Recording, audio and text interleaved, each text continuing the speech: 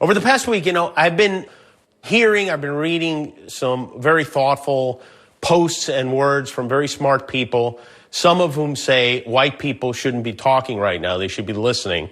And I get that. I don't disagree with that, but I'm the only one here, and it's a talk show. So I want to share what I've been thinking about and trying to sort through. And I know that a lot of white people bristle when they hear the word privilege, as in white privilege, because there are millions of white people who didn't grow up with money or a good education or a solid family background, or maybe even a family at all.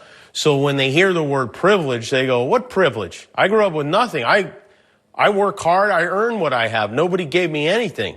You hear the phrase white privilege, and it's easy to get defensive. First time I heard it, I did. To me, white privilege was what like Donald Trump had, a wealthy father and a silver spoon in his mouth. It wasn't what I grew up with. So I rejected it because I didn't understand what white privilege meant. But I think I do now. I think I at least understand some of it. And here's what I think it is. People who are white, we don't have to deal with negative assumptions being made about us based on the color of our skin. It rarely happens, if ever. Whereas black people experience that every day.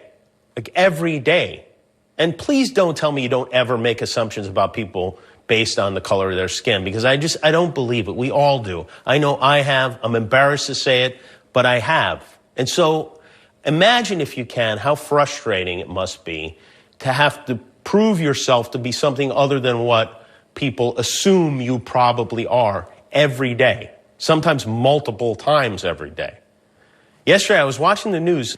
There was a newscast from Van Nuys, and some looters were trying to get into a shop. And some people who live in the community who were black flagged down the police to stop the looters. But when the police showed up, they immediately handcuffed the people who flagged them down.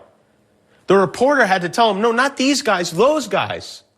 Imagine how frustrating it must be to get handcuffed or frisked or pulled over just because you're black. I mean, even if the cop looks in the car and goes, okay, everything's fine, have a nice day.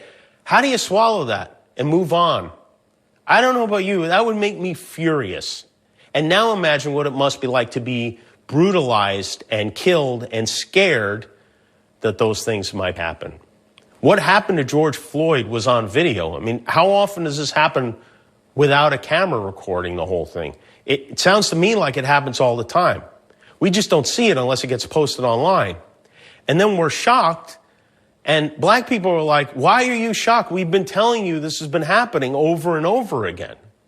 So if you're wondering why people are angry and why they can't just march nicely in the street holding up their signs in a single file line, maybe that's why. I read something last night that I think makes a lot of sense. It's this: white privilege doesn't mean your life hasn't been hard. It just means the color of your skin isn't one of the things that makes it harder. Wherever you stand, I don't see how you can argue with that. So thanks for listening. I hope that made sense, and we'll be right back with Shaquille O'Neal.